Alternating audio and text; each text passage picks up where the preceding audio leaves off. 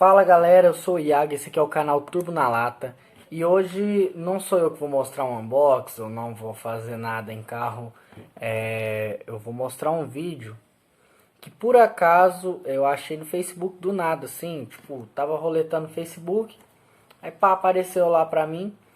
E é um vídeo sobre uma questão que eu já pesquisei no YouTube, achei vários vídeos, mas não com uma explicação tão, sabe, tão clara, tão fácil de entender. Sobre o cardam, tá? Você vai não só entender como funciona um cardam, como você vai conseguir fazer um cardam se você manja aí dessas paradas aí de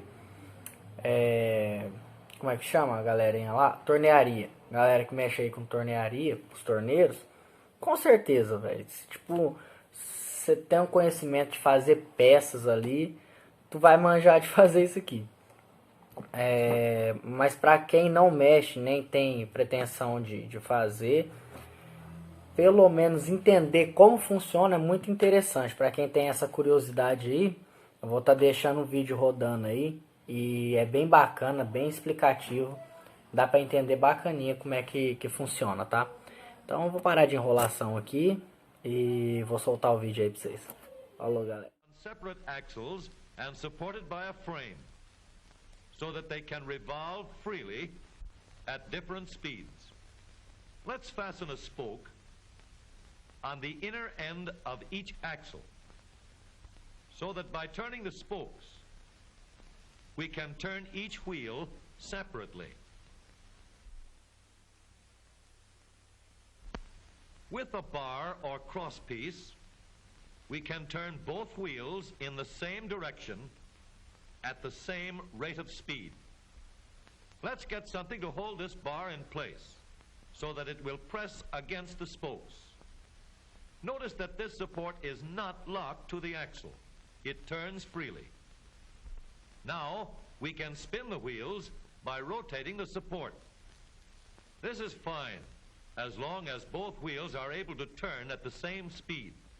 But let's see what happens when we go around the corner. With this arrangement, we cannot drive one wheel faster than the other. And if we stop one wheel, the other wheel won't budge.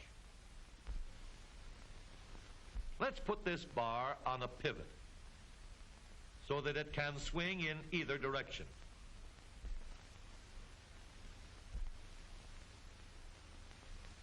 Now, the bar can still turn both wheels at the same speed. And because it pivots, it lets one wheel turn even when the other is stopped. But if turned too far, the bar will swing around until it won't drive spokes that turn either wheel. We need another crossbar and more spokes to carry on the job. When we stop one wheel, the crossbars will continue to push the spokes of the free wheel around. As long as both wheels are free to turn, the bars do not swing on their pivot, and the wheels move at the same speed. Now we have the working principles of a differential. To adapt the model for use in an automobile, we will have to make a few changes. In order to reduce the jerky action caused by wide spaces between the spokes, we will put in more spokes. Further filling in the spaces between the spokes gives steadier, more continuous action, and changing the shape gives firm, constant contact. Now we can make the gears thicker and stronger, and we have differential gears. The edges are cut so that they will fit together more smoothly and silently, and another gear is added to share the work of driving the axles. The principle is the same. In order to turn the support and drive the wheels, we can fasten a large gear here, connected by a smaller gear to a source of power.